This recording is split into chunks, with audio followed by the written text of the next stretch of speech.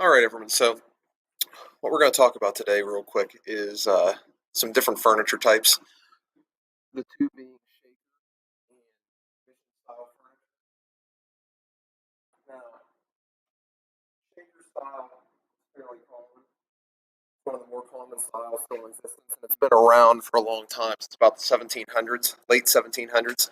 Mission style is a little bit later, late 1800s, also called arts and crafts style, or it's kind of part of the arts and crafts movement. Then, kind of getting back to handmade goods rather than machine built, since the Industrial Revolution kind of brought a ton of machine built furniture, made it cheaper for people to buy it. It's also been called craftsman style. Now, Shaker style, the history.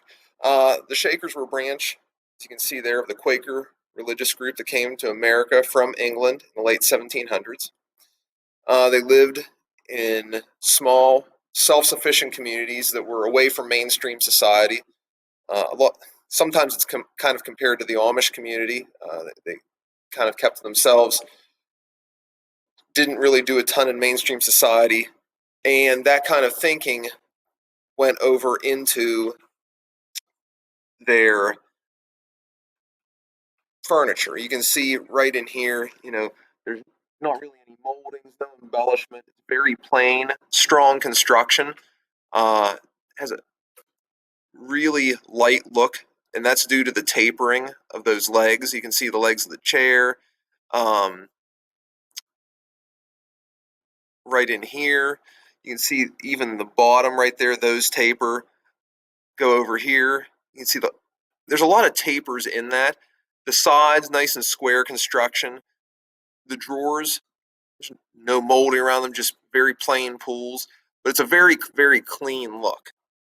And that's due to the fact that their philosophy was that any kind of embellishment, whether in life or the furniture they built, was considered sinful. So let's talk a little more about that. Shaker furniture characteristics, very clean lines. Like I said, there's really not much molding on these. Most of the time, the most molding you're going to see is maybe a routed edge, which back then probably with a scratch stock, or molding planes, depending on if it was a piece of pine. That minimalist design always had hidden joinery. You really can't see up here how any of the dados or possibly the sliding dovetails that the sides connect to the top and bottom panels with. The drawers, they make sure that they hide the any joinery with that nice big drawer front. The chairs, it's hard to hide joinery with a chair, but the joinery doesn't stick out. They're blind mortise and tenons. They don't have the tenon sticking out where you can see the wedge. No embellishments like inlay or veneer. A lot of use of American hardwood like cherry, maple, pine. Maple was the kind of favorite for that design. And just for the most part, has a pretty delicate feel to the design. And a lot of that has to do, like I said, with those tapers to the legs of a lot of things. Even a cabinet like that, while it still is boxy, they did what they could to create shadow lines with overlapping panels to kind of break things up just so it didn't look just like a big square on the wall. Moving on to mission style, or arts and crafts furniture. Like I said, it was produced and began much later than Shaker style, into the 1800s. It was a mass-produced furniture for the most part that then was fitted and finished by skilled craftsmen to give a handmade look. So the first examples were some chairs made for a church in San Francisco. A company in New York actually made them, sent them out to a church. The most famous maker probably was Gustav Stickley, and the company he founded, Stickley Furniture, is still in existence today. There were a lot of people that did this back then.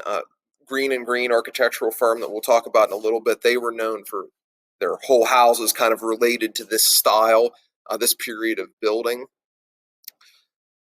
But the characteristics of mission style. It's a heavy, almost bulky construction. A lot of times it gives them kind of a formal look to a piece of furniture. You can see that the legs, no taper, very just straight posts, very bulky construction. There's a lot of emphasis on horizontal lines, vertical lines, and flat planes. So you can see that really nice big top there on this sideboard. Nice straight vertical columns. The bed here, lots of flat space. Those big heavy vertical posts.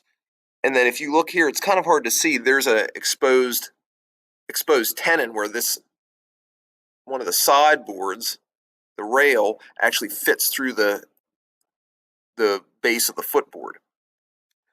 There's really no exposed joinery in this one. That's kind of rare for a lot of these pieces, but you can see that they take a bit more time with embellishment and things like that. You can see these almost like cloud lifts right there underneath the tops of the head and footboard.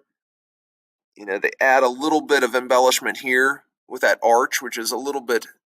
Some styles added more arching. They were a little bit more influenced by Asian woodworking, and that's a little bit of what you can see here. So, Green and Green.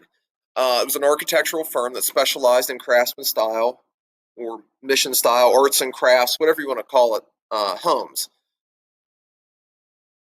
What they were kind of known for is, blending a lot of Asian style woodworking in with that craftsman or mission style work.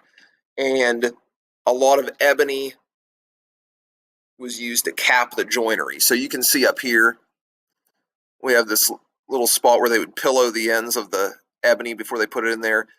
Screws were used in this, and actually, it's kind of a misconception, even with Shaker furniture. Screws and nails first, because screws were extremely uncommon, but metal fasteners have been used for years in furniture. It's just where you use them, how you hide them, or what the purpose is. They're perfectly fine to use.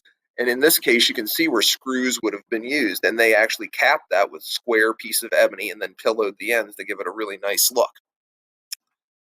Down here, you can really see kind of that Asian influence in this craftsman style with the nice sweeping curves. This area over the fireplace, built-in benches, and it's just kind of a really nice blend of the two styles.